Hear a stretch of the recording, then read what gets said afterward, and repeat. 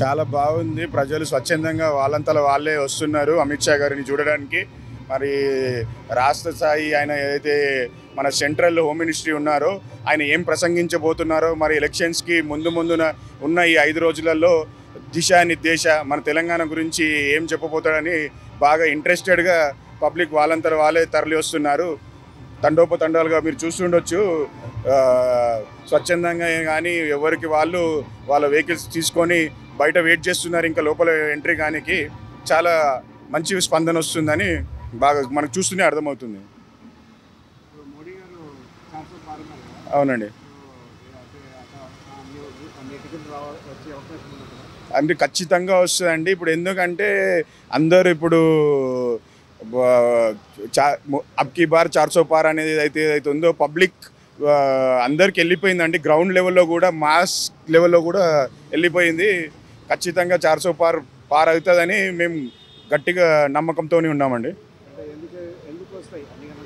ఎందుకంటే ఇప్పుడు ఏదైనా కానీ అండి, ఇప్పుడు మనము అభివృద్ధి కానీ గ్రౌండ్ లెవెల్లో చూస్తే ఏదైనా కానీ పబ్లిక్ ఏదైతే ఈ మోడీ గారు ఉంటేనే అభివృద్ధి చెందుతుంది అని చెప్పేసి బాగా దృఢంగా నమ్ముతున్నారు. దానివల్ల ఇప్పుడు వీళ్ళు ప్రతి ఒక్క దగ్గర కూడా మోడీ గారు వేవ్ నడుస్తుంది కాబట్టి క్యాండిడేట్ని చూడట్లేదు. ఓటు ఎవరికి వేస్తారంటే మోడీ గారికి వేస్తామని వాళ్ళు దృఢంగా చెప్తున్నారు. సో మనం ఖచ్చితంగా 400 సీట్స్ అయితే ఖచ్చితంగా కొడుతున్నామండి. ఇప్పుడు స్టార్టప్లు వచ్చినాయండి, చాలా స్టార్టప్స్ కోసం ఇచ్చారు.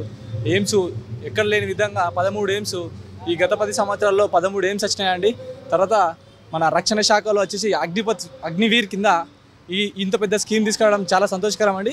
నేను లాస్ట్ టైం ఇంతకుముందుకు ఒకసారి ఈవెంట్స్లో మిస్ కావడం వల్ల చాలా ఫీల్ అయినండి. ఈసారి అగ్నివీర్ కింద నేను సెలెక్ట్ అవుతానని కాన్ఫిడెన్స్ తోటి చెప్తున్నానండి.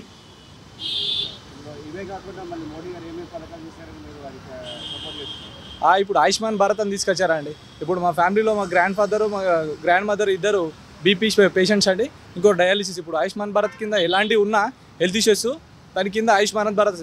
ఎందుకంటే మేజర్ ఆఫ్ రోల్ మనం ఏం డబ్బులు ఖర్చు పెట్టాలనుకున్నా వైద్యం కోసం అవుతుంది కాబట్టి వైద్యపరంగా ఆయుష్మాన్ భారత్ అనేది చాలా బ్రహ్మాస్త్రంగా పనిచేస్తుందండి.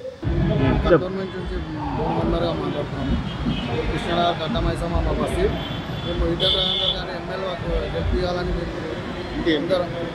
ఎంపీగా గెలిపించాలని మేము అందరం కలిసి ఇక్కడ పేరర్గంలో మీటింగ్కి అందరం ప్రయాణిస్తున్నాము. అట్లానే ఇతర రావాలి ఎంపీగా గెలవాలని కోరుతున్నాము. జై బీజేపీ.